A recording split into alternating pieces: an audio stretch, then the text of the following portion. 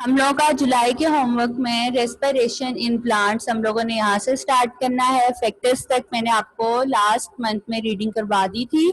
अब हम लोग इसकी रीडिंग करेंगे कि रेस्पिरेशन में क्या क्या होता है।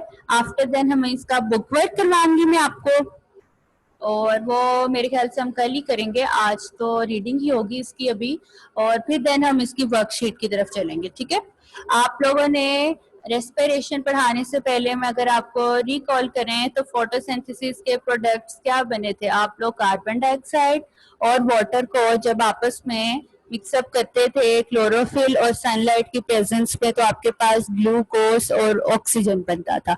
तो मैंने आपको जब चैप्टर ये पढ़ाना स्टार्ट करवाया था तब बताया था कि फोटोसिंथेसिस तो फूड मेकिंग प्रोसेस होता है, यानी कि उससे प्लांट की फूड बनती है। जो रेस्पिरेशन होता है वो एनर्जी प्रोड्यूसिंग प्रोसेस होता है कि जब फोटोसिंथेसिस का प्रोसेस फूड बना देता है तो वो फूड आगे फर्दर रेस्पिरेशन के प्रोसेस में यूज होती है ताकि हमारे पास एनर्जी बन सके, और वो एनर्जी प्लांट अपने डिफरेंट फंक्शंस परफॉर्म करने के लिए यूज कर सके। अब जो फोटोसिंथेसिस के प्रोसेस में फूड बनी थी वो क्या थी, अगर आपको याद हो, ग्लूकोज एंड ऑक्सीजन, ये इसके प्रोडक्ट थे फोटोसिंथेसिस का, उसको जिसको हम फूड का नेम देते हैं। अब उस फूड ने रेस्पिरेशन के प्रोसेस में आना है और वो आगे क्या करेगी वो हम लोग देखते हैं। रेस्पिरेशन इन प्लांट्स में पढ़ना स्टार्ट करती हूँ। Respiration is the energy producing process in living things. In this process, plants use oxygen to break down glucose into water, carbon dioxide and energy.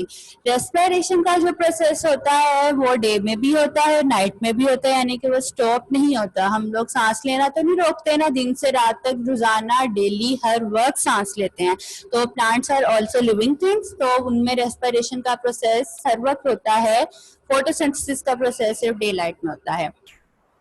Respiration में वो क्या कहते हैं कि प्लांट्स ऑक्सीजन यूज करते हैं ग्लूकोज को ब्रेक डाउन करने के लिए, और जब ग्लूकोज ब्रेक डाउन हो जाती है तो वाटर, कार्बन डाइऑक्साइड और एनर्जी में वो चेंज हो जाती है।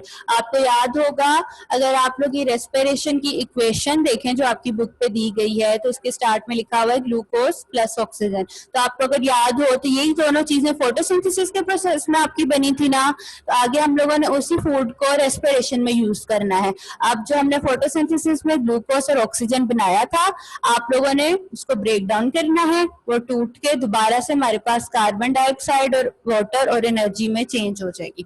यानी कि उल्टा ये रिएक्शन हो गया। फोटोसिंथेसिस में जो इक्वेशन थी उसको आपने उल्ट करके रेस्पिरेशन में लिख देना है। ठीक है,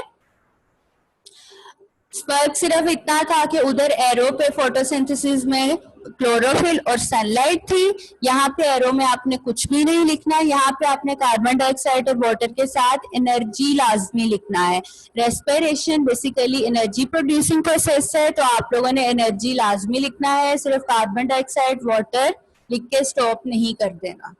ठीक है, रेस्पिरेशन के प्रोसेस में ग्लूकोज ऑक्सीजन ने आपस में मिलकर कार्बन डाइऑक्साइड और वाटर दोबारा से बना दी और एनर्जी बन गई।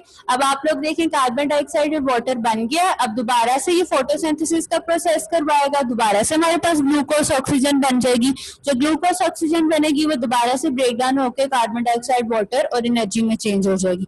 मतलब कि ये प्रोसेस फोटोसिंथेसिस और रेस्पिरेशन का चलता ही रहता है कि जो चीजें फोटोसिंथेसिस में बनती हैं वो दोबारा से रेस्पिरेशन में आ जाती हैं, रेस्पिरेशन से होकर वो दोबारा से फोटोसिंथेसिस में यूज हो जाती हैं। Exchange of gases in plants takes place through stomata present in leaves, ये बात आप जानते हैं। This exchange of gases takes place in two different steps, these steps are respiration and photosynthesis. अब गैसेस का एक्सचेंज स्टोमेटा के through होता है, और ये एक्सचेंज जो है दो डिफरेंट स्टेप्स में होता है, जो कि वो स्टेप्स क्या है, रेस्पिरेशन एंड फोटोसिंथेसिस। इसके बाद है, आप लोग डायग्राम भी देखें तो मैं आपको एक्सप्लेन करती हूँ, या आपने डायग्राम वैसे बनानी तो नहीं है। एक्सचेंज ड्यूरिंग डे टाइम के दौरान plants produce glucose and oxygen, यानी कि फोटोसिंथेसिस का प्रोसेस होता है डे टाइम में, और प्लांट्स ग्लूकोज और ऑक्सीजन प्रोड्यूस करते हैं। They use glucose and oxygen in respiration, जैसे कि अभी मैंने आपको इक्वेशन में बताया है, while carbon dioxide and water are produced. Respiration के बाय प्रोडक्ट्स क्या है, carbon dioxide, water plus energy. These products are used in photosynthesis. वो दोबारा से ये प्रोसेस जो है फोटोसिंथेसिस में हो जाता है। At night the process of photosynthesis stops but respiration is a continuous process. जैसे भी मैंने आपको बताया है कि फोटोसिंथेसिस का प्रोसेस डे लाइट में होता है, जबकि respiration is a continuous process, ये चलता रहता है दिन हो या रात हो। ठीक है। Plants take in oxygen from the air and give out carbon dioxide and water in respiration. Respiration में क्या होता है, प्लांट्स ने ऑक्सीजन लेनी है। आप लोग अगर रिएक्टेंट्स देखो जो इक्वेशन का स्टार्ट है रेस्पिरेशन का, उसमें ग्लूकोज के साथ ऑक्सीजन है। प्लांट्स ऑक्सीजन लेंगे, कार्बन डाइऑक्साइड रिलीज की जाएंगे। Oxygen in, carbon dioxide out. अगर आप लोग की जो साइड पे डायग्राम बनी है उसमें देखो, जहाँ पे आपके लेफ्ट पे कार्बन डाइऑक्साइड लिखा हुआ है, उसके ऊपर एरो लिखा बना हुआ है बाहर की तरफ। इसका मतलब है कार्बन डाइऑक्साइड बाहर आ रही है, वाटर भी बाहर निकल रहा है, एनर्जी भी रिलीज हो रही है, बाहर को जा रही है, और ऑक्सीजन अंदर जा रहा है। ब्लू एरो ऑक्सीजन के साथ बना हुआ, oxygen in, carbon dioxide out. तो आप लोगों को अमूमन आप लोगों ने बात सुनी होगी कि कहा जाता है कि रात के टाइम पौधों के नीचे या दरख्तों के नीचे नहीं सोना चाहिए।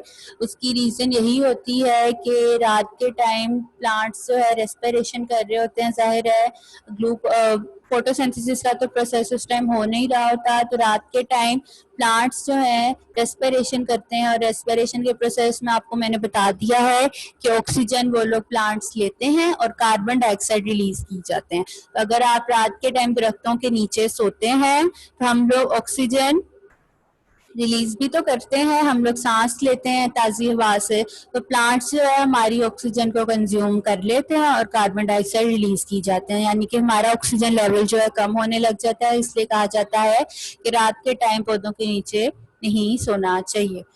इसके बाद है, और आप लोगों के ये जो डायग्राम बनी हुई है इसके नीचे ब्लू हेडिंग दी गई हुई है, respiration takes place in the mitochondria of the cell. बेटा आप लोग इसको अंडरलाइन कर लें, माइटोकॉन्ड्रिया को। रेस्पिरेशन का प्रोसेस माइटोकॉन्ड्रिया में होता है। मैंने ब्लॉक भी बना दिया हुआ उसके ऊपर, आप लोग इसको अंडरलाइन कर लें। आपका शॉर्ट क्वेश्चन भी आगे आएगा, आपका ये एमसीक्यूज भी आएगा। तो आप लोगों ने मस्त बताना है कि फोटोसिंथेसिस जो है कहाँ पे होती है, क्लोरोप्लास्ट में होती है, और रेस्पिरेशन माइटोकॉन्ड्रिया में होती है सेल के।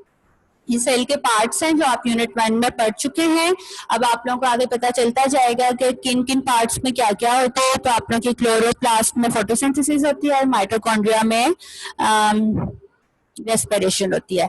कल हम लोग इन दोनों प्रोसेसेस का कंपैरिजन पढ़ेंगे कि इन दोनों प्रोसेसेस में हमने सेम चीजें कौन कौन सी पढ़ी हैं और डिफरेंट चीजें कौन कौन सी पढ़ी हैं।